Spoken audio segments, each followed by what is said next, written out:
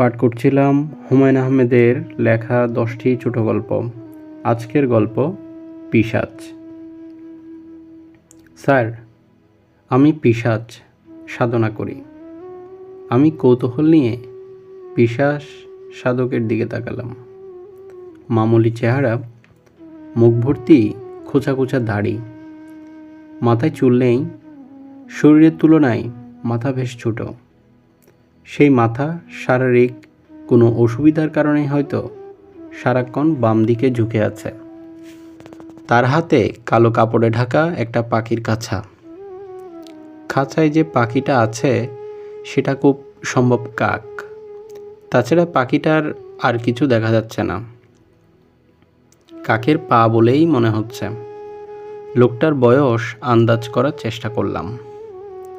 গ্রামের অভাবী মানুষের বয়স চট করে ধরা যায় না। দুঃখে ধান্দায় 30-35 বছরেই তাদের মধ্যে বুড়োটে ভাব চলে আসে। আমার কাছে মনে হলো লোকটার বয়স 40-এর বেশি হবে না। মাথার চুল অবশ্যই বেশিরভাগই পাকা, মুখের চামড়াও ঝুলে পড়েছে। লোকটার পরনে টকটকে লাল রঙের নতুন লুঙ্গি, গলায় একই রঙের লাল চাদর ওড়নির মতো ঝোলানো। এটাই সম্ভবত পিশাচ সাধকের পোশাক। সব ধরনের সাধকদের জন্যে পোশাক আছে। ড্যান্সিং দরবেশেরা আলকাল্লা পরেন, সন্ন্যাসীরা গেরুয়া পরেন, নাগা সন্ন্যাসীরা নগ্ন থাকেন। পিশাচ সাধকরা লাল লুঙ্গি এবং লাল চাদর কেন পরবে না? আমি পিশাচ সাধকের দিকে তাকিয়ে গম্ভীর গলায় বললাম, তুমি তাহলে পিশাচের সাধনা করো? পিশাচ সাধক সবকটা দাঁত বের করে হাসল। আনন্দিত গলায় বলল, কথা সত্য। লোকটার দাঁত ঝকঝকে সাদা। গ্রামের মানুষেরা পান সিগারেট খেয়ে দাঁত কুৎসিতভাবে নোংরা করে রাখে, এর বেলায় তা হয়নি। নাম কি তোমার? মকবুল। স্যার, আমি পিশাচ সাধক মকবুল। যদি অনুমতি দেন আপনারে কদমবুসি করি। আমি হাসতে হাসতে বললাম, অনুমতি দিলাম। সে অভয় দেওয়ার ভঙ্গিতে বলল, পায়ে হাত দিব না স্যার, ভয়ের কিছু নাই। আমি বিস্মিত হয়ে বললাম, পায়ে হাত দিলে ভয়ের কি? পিশাচ সাধনা যারা করে তারা কারোর শরীরে হাত দিলে বিরাট ক্ষতি হয়। ক্ষতিটা কার হয়, তোমার না তুমি যার গায়ে হাত দিবে তার? আমি যার শরীরে হাত দিব তার। আপনার শরীরে হাত দিলে আপনার বিরাট ক্ষতি হইব। যেখানে হাত দিব সেখানে ঘা হইব। পায়ে হাত দাও, দেখি ক্ষতি কি হয়, যা হয় কিনা। চিচি, কন কি আপনি? আপনার ক্ষতি হবে এমন কাজ পিশাচ সাধক মকবুল করব না। সে আমার পা থেকে 1-1.5 হাত দূরে মাটিতে হাত দিয়ে ভক্তি ভরে কদমবুসি করল। কদমবুসির পর 2 হাত জোর করে চোখ বন্ধ অবস্থায় আকাশের দিকে তাকিয়ে কিছুক্ষণ ভিড় করল। কে জানে, পিশাচ সাধকদের কদমবুসি করার এটাই হয়তো নিয়ম। বিপুল বিশ্বের কতই বা আমি জানি। তোমার খাঁচায় কি কাক নাকি? জি স্যার, কাক। আমরা বলি কাউয়া। তোমার কাকের ব্যাপারটা কি বলো তো? সাধনার জন্যে লাগে স্যার। ও আচ্ছা, গ্রাম বেড়াতে এলে এই জাতীয় যন্ত্রণার ভেতর দিয়ে আমাকে যেতে হয়। 2-3 দিনের জন্যই যাই। নানান ধরনের মানুষ এর মধ্যে আসে। মূল উদ্দেশ্য অর্থভিক্ষা। সরাসরি ভিক্ষা চাইতে সংকোচ হয় বলেই নানান কিচ্ছা কাহিনীর ভেতর দিয়ে তারা যায়। একবার এক মৌলানা সাহেব এসেছিলেন।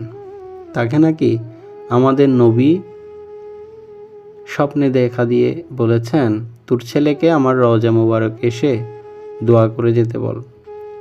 সে যে দোয়া করবে ইনশাল্লাহ তাই কবুল হবে। মৌলানা সাহেব এসেছেন ছেলের মদিনা ভ্রমণের টাকা সংগ্রহ করতে। এইসব ক্ষেত্রে আমি কোনো তর্কে যাই না, টাকা দিয়ে দিই।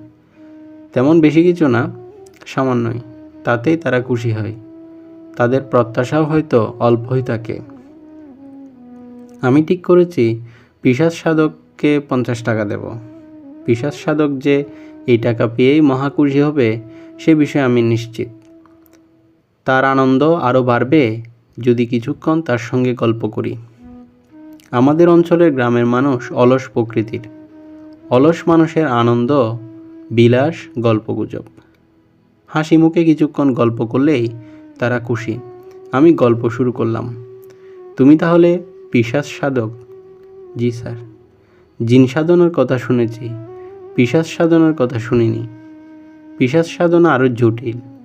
পিশাচ নিয়ে কারবার, এরা ভয়ঙ্কর, সাধনাও কঠিন। এমন ভয়ঙ্কর সাধনার দিকে গেলে কি জন্যে? মন ওই দিকে টানছে। মনের উপরে তো হাত নাই। কপাল গুণে ভালো উস্তাদও পেয়েছিলাম। উস্তাদের নাম কি? ওনার নাম কলিমুল্লাহ দেওয়ানি। নাম তো জবরদস্ত। উনি মানুষও জবরদস্ত ছিলেন, আলিশান শরীর। কথা যখন বলতেন মনে হয়তো মেঘ ডাকতেছে। এক বৈঠকে 2টা কাঁঠাল গাইতে পারতেন। মারা গেছেন নাকি? জি, ওনার ইন্তেকাল হয়েছে। বড়ই দুঃখের মৃত্যু। ঘটনাটা বলবো? বলো। এক মঙ্গলবার সন্ধ্যাকালে তিনি ঘর থাইকা বাইর হইছেন। মনের ব্যাকে আলে শরীর বন্ধন দেয় নাই। পিশাচ আইসা ধরল। মট কইরা একটা শব্দ হইল। মাথায় মোচড় দিয়া দিল ঘাড় ভাঙ্গা।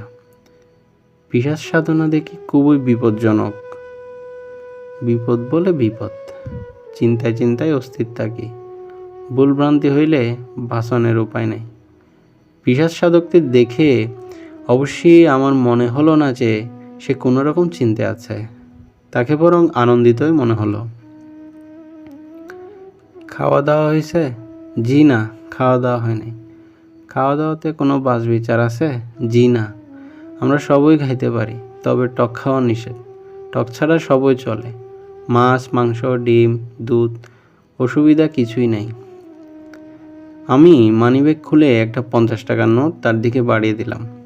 সে খুবই আগ্রহের সঙ্গে নোটটা নিল। আবারও কদম ভুসি, আবারও হাত জোর করে চোখ বন্ধ অবস্থায় আকাশের দিকে তাকিয়ে বিড়বিড়ানি। খাঁচায় বন্দি কাকও এই সময় ডানা ঝাপটাতে শুরু করলো। খফ লাগা গলায় কয়েকবার বলল, খা খা। মোটামুটি রহস্যময় দৃশ্য। মকবুল বলল, স্যারের সঙ্গে কথা বইলা আরাম পাইছি। জমানা খারাপ। মানুষের সাথে কথা বইলা এই জমানায় কোনো আরাম নাই। এই জমানা হইল অবিশ্বাসের জমানা। কেউ কারো কথা বিশ্বাস করে না। আমারে নিয়ে হাসাহাসি করে। স্যার, আমারে 4টা ভাত দেওয়ানের হুকুম দিয়া দেন। আপনি হুকুম না দিলে এরা ভাত দিব না।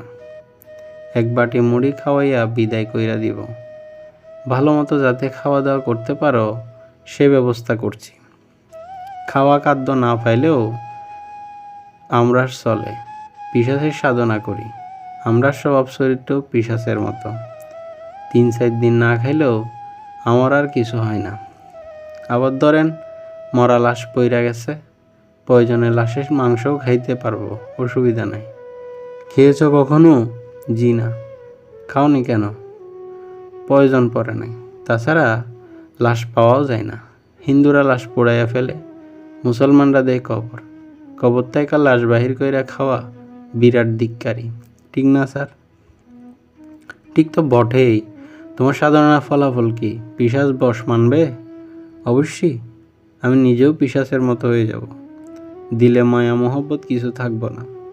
ইচ্ছা হইল খুন করলাম, থানা পুলিশ কিছু করতে পারবো না। খুন করতে ইচ্ছা করে? যে না, করে না। তাহলে এত কষ্ট করে সাধনা করছো কেন? সাধনা করে পিশাচ হবার দরকারই বা কি?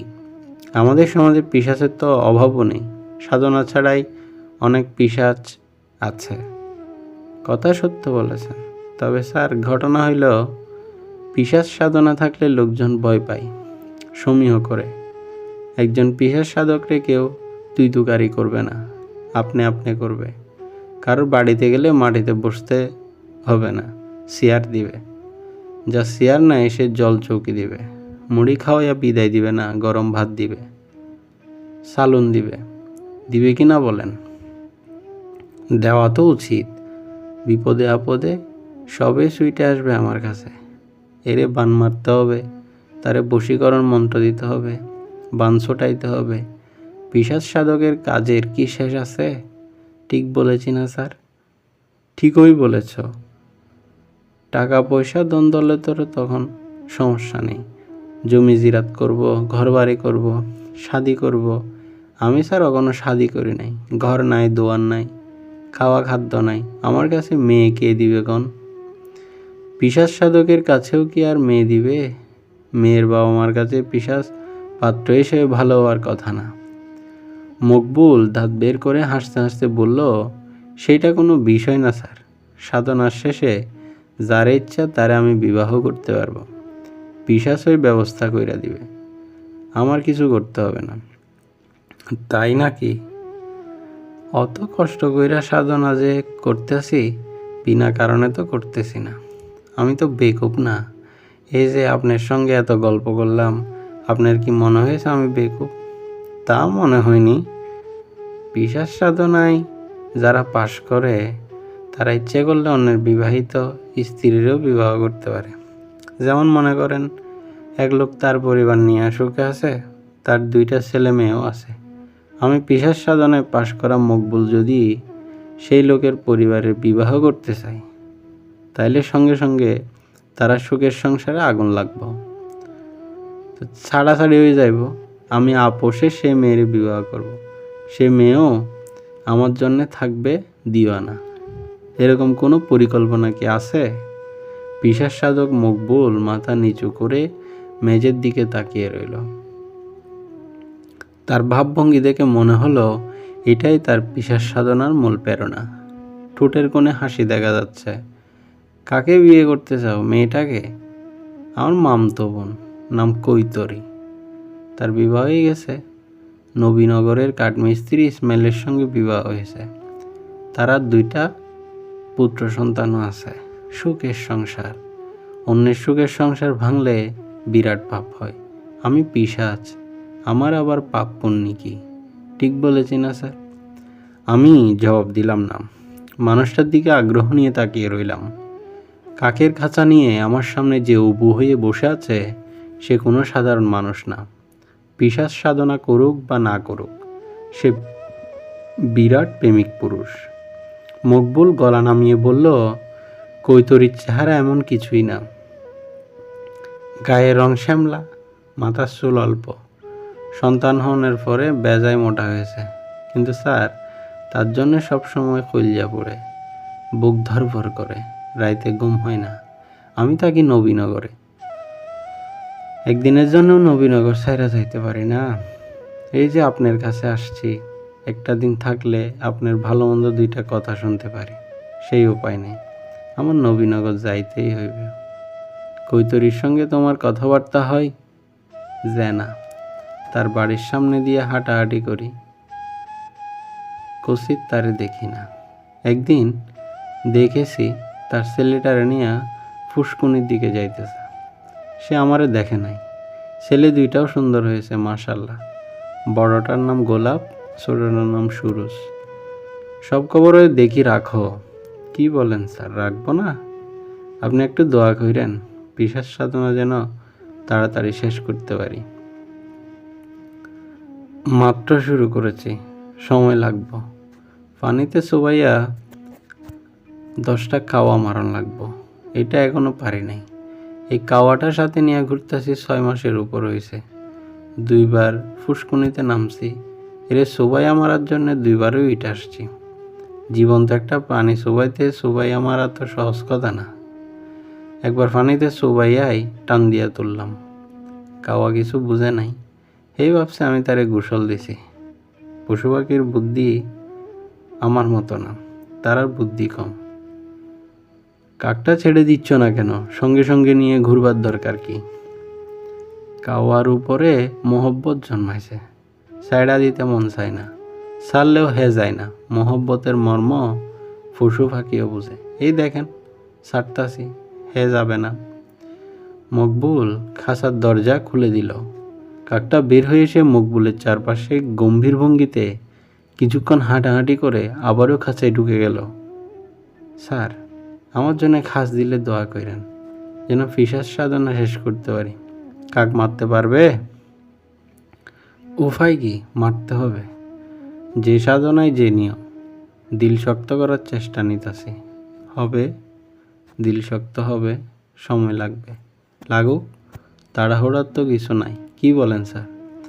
কাছার ভেতর থেকে কাক আবারও খা খা করে দুবার ডাকলো।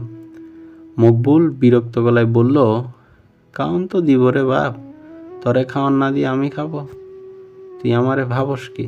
চুপ কইরা থাক, স্যারের সাথে মূল্যবান আলাপ করতেছি। কাক চুপ করে গেল। আমি তাকিয়ে আছি, অবাক হয়ে। এমন একজনকে দেখছি যে হৃদয়ে ভালোবাসার সমুদ্র ধারণ করে পিশাচ হবার সাধনা করে যাচ্ছে।